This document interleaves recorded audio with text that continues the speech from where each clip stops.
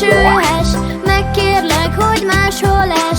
Apa játszana, süssön csak a napocska.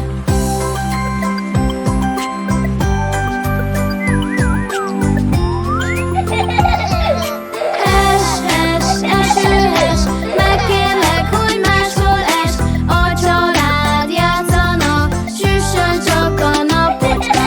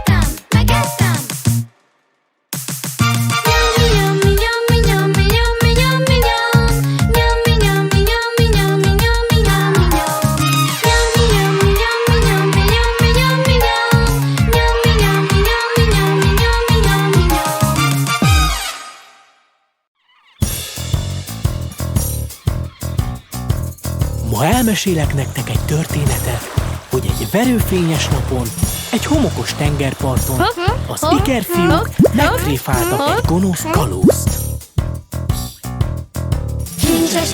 Kincses láda, aranyakkal teljes tele. Kincses láda, gazdag leszek én. Kincses láda, aranyakkal teljes tele. Kincses láda, gazdag leszek én. Egy kis vitorlás, vicces hajón, ott él egy csúnya kalóz.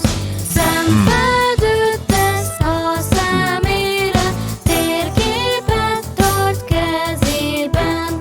Távcsövével megpillantott, két gyereket játszani.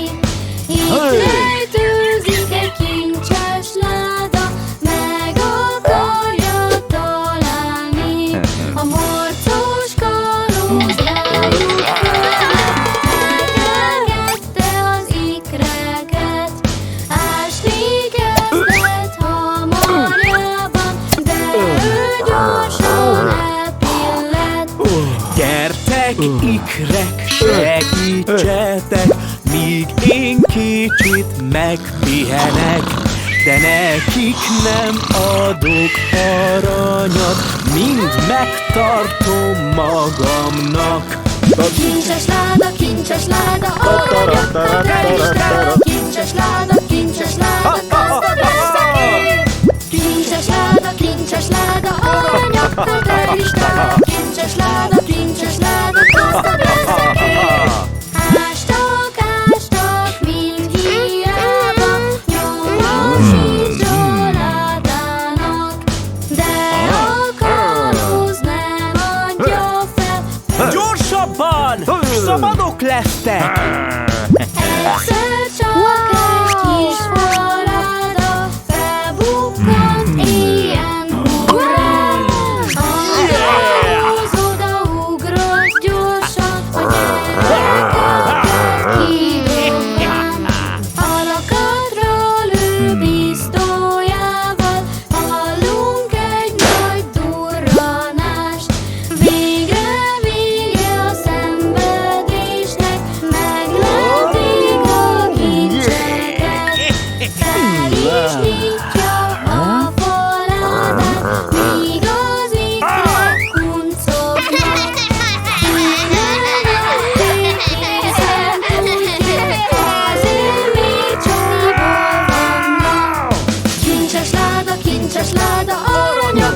Isten